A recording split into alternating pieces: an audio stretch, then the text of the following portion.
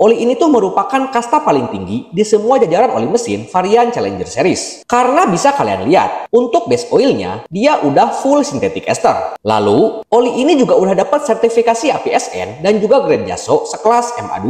Ya emang sih, kalau misal berkaca sama bandrolnya, varian ini untuk harganya emang tergolong mahal banget. Cuman, mesti kalian ingat juga, kalau PTT Challenger Superbike ini masuk kategori oli kelas premium yang marketnya itu diisi sama oli sekelas Motul 7100 ataupun Ippon Full Power Katana. Yang mana harga dari kedua oli tersebut masihlah tetap lebih mahal dibanding oli ini.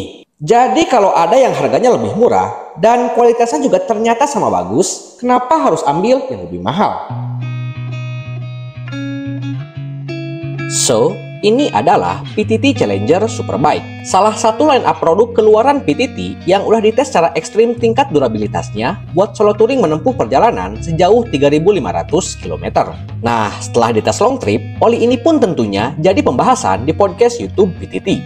Dan di situ, mereka berani buka data hasil uji lab pasca olinya dipakai solo touring rute Sabang, Jakarta. Untuk hasilnya, oli ini pun tentunya dapat penilaian cukup bagus, entah itu by experience ataupun berdasarkan data uji lab. Ya udah ketebak sih, hasilnya pasti bakalan bagus. Namanya juga konten promosi. Oh iya, FYI, oli ini tuh merupakan kasta paling tinggi di semua jajaran oli mesin varian Challenger series. Malahan, oli ini pun untuk tingkatannya masih berada di atas varian Challenger sintetik. Karena bisa kalian lihat, untuk base oilnya, dia udah full synthetic ester. Lalu, oli ini juga udah dapat sertifikasi APSN dan juga grade JASO sekelas MA2. Nah, karena hal tersebut, gue pun cukup penasaran dan pengen nyoba sendiri kayak gimana performanya kalau misal dipakai di motor fiction gue. Bener gak sih kualitasnya emang sebagus itu? Dan apa iya dia bisa tahan lama, tahan panas, dan juga tingkat penguapannya tergolong cukup rendah? Buat yang penasaran sama ulasan lengkapnya versi gua, simak video ini sampai akhir.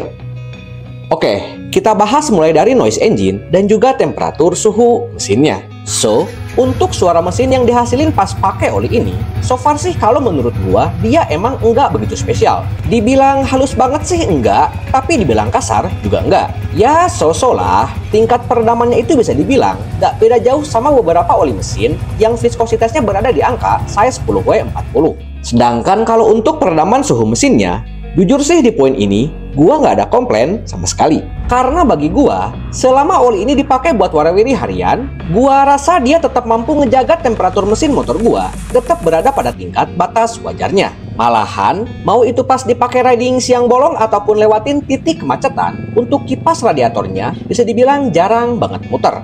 Lanjut kita bahas karakteristik fuel power dan juga fuel shiftingnya. Nah, kalau soal pengoptimalan fuel power engine, jujur gue suka banget sama karakteristik dari oli ini. Karena mau itu pas kondisi dingin ataupun pas udah panas, untuk responsivitas mesinnya sih kalau menurut gue, dia emang berasa enteng banget. Bahkan, mau itu di RPM bawah sampai RPM atas, untuk powernya terkesan berasa ngisi terus, nyaris di setiap putaran mesin. Gua rasa sih karakter dari oli ini pasti bakalan berasa cocok buat kalian yang emang suka banget sama performa. Karena untuk hentakan awal pas diajak berakselerasi, emang terkesan berasa galak dan juga berasa narik banget.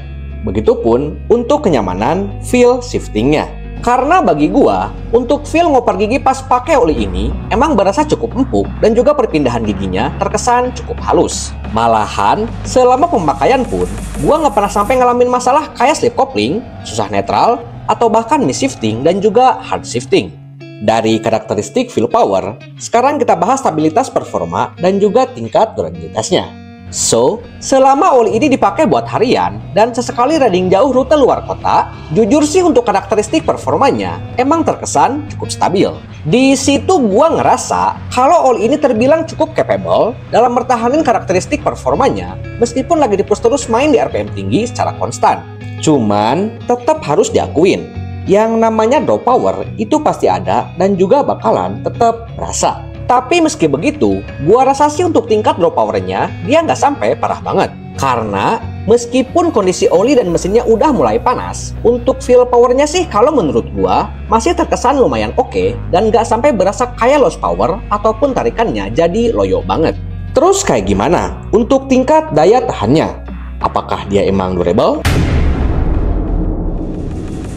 Nah, Pasca oli ini gue pakai selama hampir 3 bulan dengan jarak tempuh sekitar 2000-an kilometer. Untuk penurunan performanya sih kalau menurut gue cukup berasa kalau misal jarak pakainya udah lewat angka sekitar 1800 kilometeran. Makanya waktu itu gue cuma berani nge-push sampai jarak tempuhnya nyentuh angka sekitar 2000 km lebih. So, dalam kondisi tersebut, meskipun performanya udah mengalami penurunan nyaris di berbagai aspek, secara keseluruhan sih bagi gue, dia masih berasa cukup oke kalau misal cuma dipakai buat menuhin kebutuhan mobilitas harian. Cuman, karena feel-nya itu udah berasa nggak enak, oli ini pun gue drain di rentan angka kurang lebih sekitar 2100 kilometeran. Dan setelah olinya gue keluarin, bisa kalian lihat, untuk penyusutan volumenya emang cuma berkurang dikit banget. Berarti ya oke lah, gue akuin untuk tingkat penguapannya, dia emang terbukti cukup rendah. So, dengan harga sekitar 190 ribuan, jujur gue akuin dia emang nggak murah. Tapi, kalau misal kita bandingin sama beberapa oli sekelasnya, tentunya dia masih lebih murah dibanding kompetitor. Apalagi dengan harga tersebut, gue juga udah dapat topi gratis dari PTT yang kualitasnya tergolong cukup oke. Jadi ya, gue rasa sebanding banget lah antara budget yang udah gue keluarin sama benefit yang gue dapetin dari oli ini. Ya emang sih, kalau misal berkaca sama bandrolnya, varian ini untuk harganya emang tergolong mahal banget. Cuman, mesti kalian ingat juga, kalau PTT Challenger Superbike ini masuk kategori oli kelas premium yang marketnya itu diisi sama oli sekelas Motul 7100 ataupun Ippon Full Power Katana. Yang mana harga dari kedua oli tersebut masihlah tetap lebih mahal dibanding oli ini. Gua pribadi sih jujur aja, ngerasa kalau varian Superbike ini terkesan berasa lebih worth it dibanding kedua oli tadi. Karena selain speknya sama dan kualitasnya nggak kalah bagus, dari segi harga pun juga dia merupakan salah satu paling murah di kelasnya. Selain itu dari segi karakternya, oli ini juga masuk banget sama selera gua dan juga berasa cocok sama spek mesin motor Fiction gua. Jadi kalau ada yang harganya lebih murah dan kualitasnya juga ternyata sama bagus, kenapa harus ambil yang lebih mahal? Tinggal tentuin sendiri, mau beli merek atau kualitas. Tulis jawaban di kolom komentar ya. Dan thanks sudah nonton video gua sampai akhir. Jangan lupa, tunggu video gua selanjutnya. Thank you for watching and see you to the next video.